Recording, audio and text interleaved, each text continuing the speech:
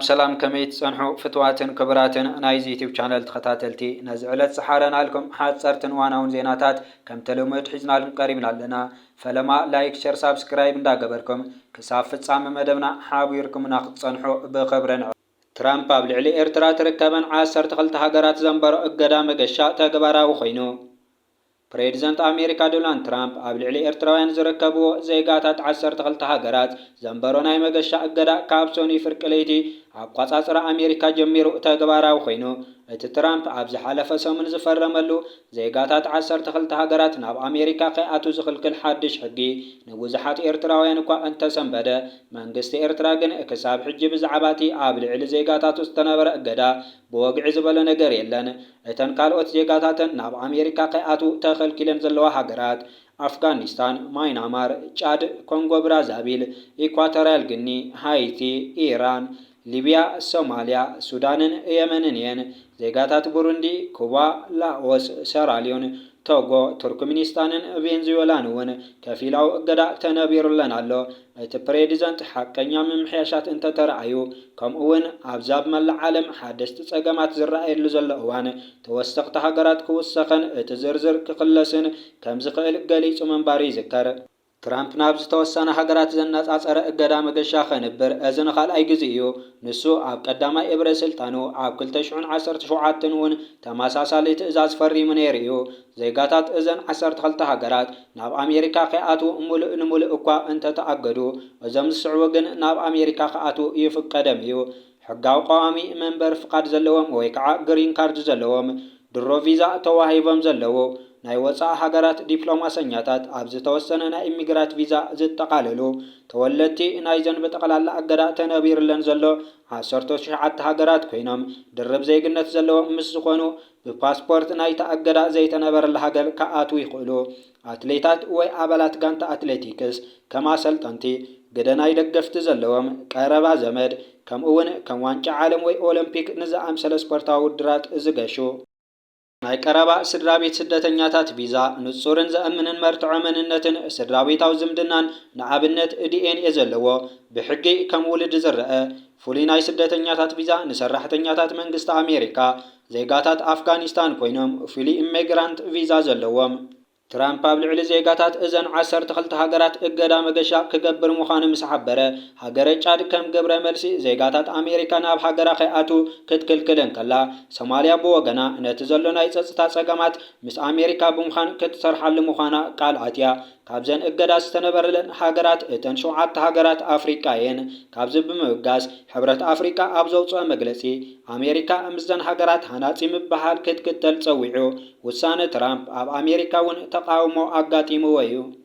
ዲሞክራትስ ንውሳነ አሜሪካ ኮኒኖም ኣለዎ። ኣባል ኮንግረስ ፕራሚላ ጃያፖል ኣብ ማሕበራዊ መራኸቢታት እዚ ናይ ትራምፕ እገዳ መቐፀልታ ናይቲ ኣብ ቀዳማይ ዕብሩ ኣብ ልዕሊ ሃገራት እስላም ዘንበሮ እገዳ እዩ።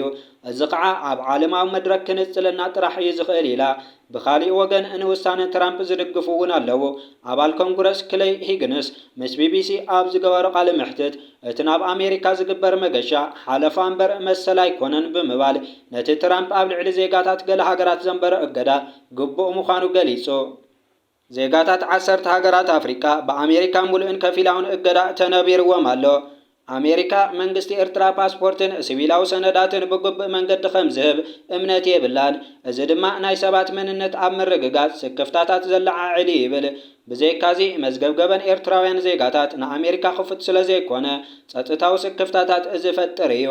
ኤርትራ ምስ አሜሪካ ናይ ዘይምትሕባር ድሕረ ባይታ ኣለዋ። ብሕልፊ ዝተሰጎጉ ወይ ከዓ ዝተኣለዩ ውልቀ ሰባት ምቕባል ከም ተኣቢ ይገልጽ። እቲ ካልኣይ ምክንያት ድማ ብዛዕባ ካብ ገደብ ግዜ ቪዛ ምሕላፍ ኮይኑ ኤርትራውያን ኣብ ዝመዳይ እዚ ልዑል መጠን ከም ዘመዝግቡ ብኣሃዛት ሶኒ የቕርብ። ካብቶም ብዋኒን ወይ ዓዲ ክርዩ ዝኣተው ኤርትራውያን 20.09 ሚእታዊት ከይተመልሱ ክተርፍ ከለዎ ብትምህርቲ ወይ ብልውውጥ በፅሒ ካብ ዝኣተው ከዓ እቶም 55.43 ሚእታዊት ናብ ሃገሮም ከም ዘይተመልሱ የመልክት። ከም ውፅኢት ናይዞም ተጠቕሱ ጉዳያት ድማ ምእታው ኤርትራውያን ዜጋታት ናብ አሜሪካ ملء بملء خمس تقارص يقلص أزي تنبير زل أجدا خع إميجرانت خم أون ننن إميجرانت بيزا خمس صل يزحبر إميجرانت بيزا زبحال سبات بستفعلالي مقنيات بمرعى حسا مترناف سرابيت كونه بسراح ناب أمريكا متيم قوامت نبرتن زيغاتات النخوخونو زتقامل مسرحيو إزي بيزازي إما بزحتيو بقنسلاو مسرح زحلف كينو اتساب إميجرانت بيزا زبحال تواهيبو ويو ناب أمريكا زقايش نن إميجرانت بيزا زبحال كعا نحاتير جزي أمريكا بتخا أتملسلو عينت بيزايو دقن سدرون ويكعا هاجر كري نزخير جياشاي كم أون أنا تمهرتي حكمنا نقد وزته نابت هاجر كعتو زوها وبيزايو سمعت من تصال دارقات في قبل بريزنت كل الصومال مصطفى محمد قاليصو ممحدار قداماي مينستر أبي أحمد ناب سلطان كابز متسن دحار بزلع على درجة نام منقست خابز تتصنبر أكالات حدا أم حدار خلل صومال مصطفى محمد يركبوهم مصطفى أبز قروا أوان ناب كينيا خيدو مسوكلت محبر سو صوماليا كم أون مسابة سلطان كابتام الصوماليا التوادو أو رجا غاريسا زرربا كايدو عدد بريزنت أبي إثيوبيان كينيان أب منغو محبر سوات صوماليوان متحبارن مردا أن محيال إذا علم مخانيو إذا قلت عطو مصطفى أب كينيا أبزت أن حل أوان مس بي بي سي صومالين بي بي سام حارنيان كعلمة تكايد نيرو ጋዜጠኛታት ቢሲ ብዛዕባ ህልው ኩነታት እትንሱ ዘመሓድሮ ክልል ሶማልያ ኣብ ተዓዲ ብዛዕባ ዝካየድ ዘሎ ማእሰርቲ ከምኡውን ተቃዋሚ ግንባር ሃገራዊ ሓርነት ኦጋዴን ኦብነግ ሓቲቶሞ ነይሮም ከምዚ ዝስዕብ ከዓ ምላሽ ይበሎ ስሩዕ ፖለቲካ ኣብ ዘለዎ ሃገር እዚ ሕቶ ኣብ ውሽጥን ኣብ ደገን ኮንካ ዝተፈላለየ ክመስል ይኽእል እዩ ናብ ፖለቲካዊ መሪሕነት ምስ መጻእኻ ብደገ ዘይረኣኻዮም ብዙሓት ተሓላለኹ ነገራት ከም ዘለዉ ኩሉ ጸሊምን ጻዕዳን ከም ዘይኮነ ዝያዳ ከም ዝበርሀልካ ተረዲእ ኣለኹ ብመንጽር እቲ ሽዑ ዝነበረ ኩነታት ግን ዝተፈለየ ነገር የለን ኣዝዩ ሱር ዝሰደደን ዘስካሕክህን ምግሓስ ሰብኣዊ መሰላት ኣብ ዝተረኣየሉ ኩነታት ክሓስበን ከለኹ ግን እቲ ግፍዒ ደው ንኽብል ዳግማይ ከይፍጸም ምክልኻል ሞራላዊ ዕረፍቲ ይህበኒ እንተኾነ ነቲ ብደቂ ኮይነ ዝነቕፎ ዝነበርኩ ተርእየታት ተጋጊየ ነይረ እየ ዘብል ኣይኮነን ሰባት ኣብ ቤት ማእሰርቲ ይሳቆዩ ሰባት ብሓሳባቶም ይቕተሉ ጅምላዊ መቃብር ኣሎ ኣላህ ረዲኡኒ ኣብቲ ዘሎ ተዛማዲ ሰላም ናብቲ ኩነታት ዘይምእታወይ ዓብዪ ሞራላውን ሕልናውን ዕግበቲ ይስምዐኒ ዓብዪ ናይ ዓወት ስምዒትን ናይ ኣእምሮ ሰላምን ይስምዐኒ ንኣብነት ንምጥቕላል ምግሃዝ ሰብኣዊ መሰላት ነይሩ ሕጂ የለን ሰላም ኣይነበረን ሕጂ ኣብቲ ዞባ ሰላም ኣሎ ብመንፀር ልምዓት ድማ እቲ ክልል ካብዚ መሰረት ኣብ 30 ዓመታት ምስ ተወገኑ ስራሓት ዝመጣጠን ስራሕ ኣብ ኩሉ ዓውድታት ሰሪሕና ኢና ግዜ እንተዝህልወና ብቁፅርን ብመረዳእታን እንተዘቕርቦ ዝያዳ ተኣማንነት መሃለዎ ነይሩ أنا سلطان كابس تركب كل جزين دحار قدم حج زنبر سمعيتات هزو سومال تقريفو بيتبيا ونتي أمن الله قبل إيه خيلية بيتبيا ونت خامن كلجن نسوم زي كونس كاب يتبيا ونتي تكام سلام علني لمعاتي متأن الله وكلنا يمحيش الله وان النتي أبتحجر الرجاجة الله زبل سمعيت يسمع الله أبتخلل زلو هايمناتاون بهراون تقاء الكناي من بار دليتاتون نايزيو تسيتيو كم تحالفو أم حبراو مرة خبيتات زبهال والكسبات رايزم صولو تزي كونس تهزبون عوشتو سمعيت سلازلو ويو مخنياتو إتبعوانينا حابيرنا خنبر لنا هايمانت كنخبر لنا زبل سمعيت مسيلو لومي اتناي من تصال سمعيت دارقات فيلو أبزبنا محبراوي إنا زلنا لومي نايكنغن تصالينا أجندا آيترينيخا قدم دق وسنينا نيرنا زبل سمعيت قديفنا لنا حجي نام أخل كينا ما أخلناتنا أيو أما أخل كن هل لنا بزبلة حساسبة تغير الله بمنصر وكلنا أبز حلف وان مشارختينا نيرنا حجي أبتقند سلف عسران سلستن ما أخلاي كوميتيتات 4 فتصمتي كساب مختل بريزنت سلف اللوانا أزي دمتنا بمنصر جبط تساتفونا أب كل السمال كم زعابي زرئي يخبل بريزنت كل السمال مصطفى محمد يقلز تقاومو لوس أنجلس ترامب كلتش عبالات حقرا وحالوان شوعاتمي تسراويتن سديدو بريزنت دونالد ترامب نابت رابعي معل تحيز زلو عب لوس أنجلس قصة تقاومو كلتش عبالات حقرا وحالوا كم زوافر سمز قليصم بينتاغون ترامب نتسلفتات تقاومو نمقصار زوسدو زلو سقمتن محقاز توساقي كلتش حقرا وحالوان شوعاتمي تسراويتن كوافرو كم زعزز أرقاقيصو እቲ ፕሬዚዳንት ኣብ ኢሚግሬሽን ዝወስዶ ዘሎ ስጉምቲ ተቃውሞታት ከልዕልን ከሎ እዚ ኣንጻር ውጥን ምስጓጉ ስደተኛታት ዝካየድ ዘሎ ተቃውሞታት ትማሊ ንራብዓይ መዓልቲ ቀፂሉ ውዒሉ እታብ ግዛት ካሊፎርኒያ ከተማ ሎስ አንጀለስ ዝካየድ ዘሎ ተቃውሞ ብፍላይ ላቲናውያን ብበዝሒ ኣብ ዝነበሩሉ ፓራማውንት ዝተባሃለ ከባቢ ብቀዳም ዝጀመረ እዩ። ትራምፕ ቅድሚ ሕጂ ዘዋፈሮም 2,000 ኣባላት ሃገራዊ ሓለዋ